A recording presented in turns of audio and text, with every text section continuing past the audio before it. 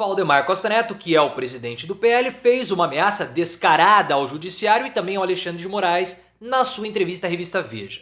Ele disse que o Bolsonaro é um homem honesto, um injustiçado da justiça, sendo condenado por processos que nem existem, e isso custará caro para o judiciário no futuro. Uma ameaça que ele já havia feito no passado em uma outra entrevista. Eu vejo que o Valdemar Costa Neto percebeu que o Bolsonaro não está mobilizando mais ninguém se o capital político mingou. E isso mingou porque os bolsonaristas se mobilizam quando há ataques, principalmente ao STF. Então o boy, como é conhecido Valdemar, ataca o judiciário para tentar mobilizar as suas bases que não se mobilizam mais por Bolsonaro. Na sua opinião, essa ameaça do Valdemar Costa Neto é uma tentativa de resgatar a mobilização bolsonarista? Ele está certo quando ele fala que o Bolsonaro é honesto e injustiçado? Deixe seu like se você discorda do Costa Neto sobre a honestidade do Bolsonaro e se inscreva no canal. Essa ameaça do Valdemar Costa Neto aconteceu a entrevista que ele concedeu para a revista Veja. E lá pelas tantas da entrevista, que foi muito constrangedora e nós já comentamos ela aqui no canal, o Valdemar começou a falar sobre os processos do Bolsonaro. Ele disse que o Bolsonaro é um homem honesto. E ele falou assim, Bolsonaro é um homem honesto. Vou fazer umas caretas assim, ele é um homem honesto. Umas caretas muito estranhas, ou seja, ele não acredita naquilo que ele está falando, né? E ele começou a dizer que o Bolsonaro ele foi condenado nos processos dele no TSE, o primeiro processo que cassou a possibilidade dos direitos políticos dele, que Bolsonaro foi condenado em uma ação sem processo. Bolsonaro foi punido por falar, ele só falou, ele não cometeu crime algum. Fora que o que a Polícia Federal fez, o Judiciário, por conta da delação do Mauro Cid, busca e apreensão na casa do Bolsonaro, não se faz. Aquilo foi uma invasão. Aquilo foi uma injustiça.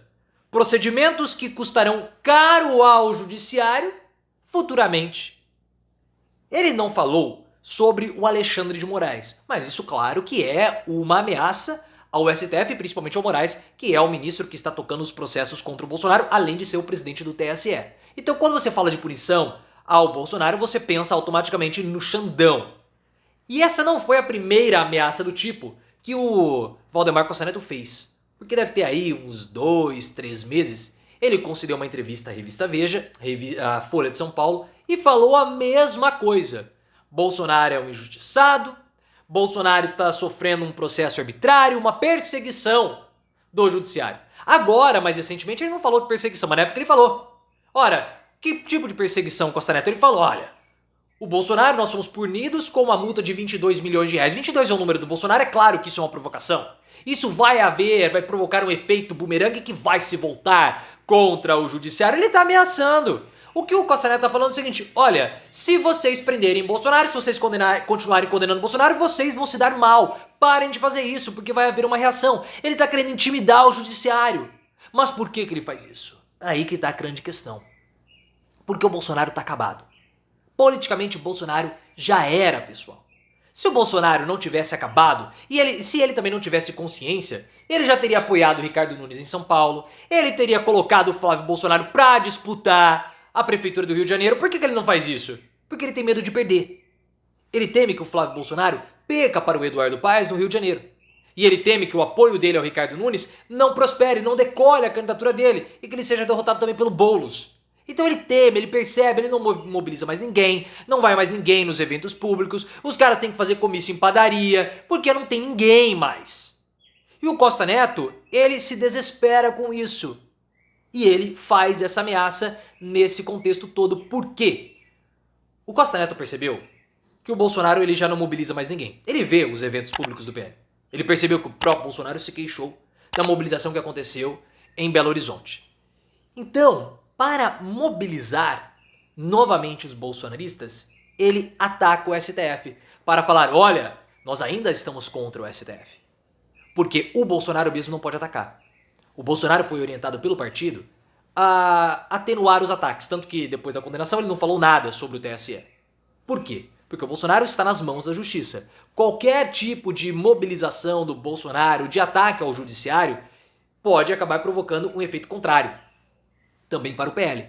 Então Valdemar Costa Neto, na condição de presidente do partido, ele ataca o judiciário para tentar mobilizar os bolsonaristas que não se mobilizam mais pelas pautas que estão sendo colocadas.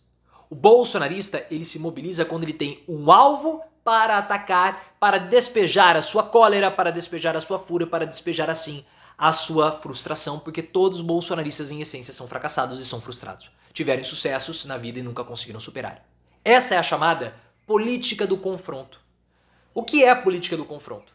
É quando o Bolsonaro ou os seus aliados escolhem um alvo para que esse alvo seja constantemente atacado, bombardeado pelos bolsonaristas, principalmente nas redes sociais. Foi assim que Bolsonaro cresceu politicamente desde o início da sua trajetória. Lá em 1986, ele fez um texto para a revista Veja criticando os vencimentos que as tropas tinham na época que ele ainda era do exército.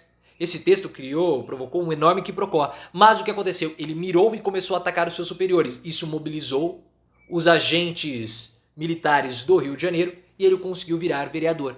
E depois ele percebeu que essa seria uma forma de fazer política e de conseguir votos. Então ele sempre atacava. Sempre.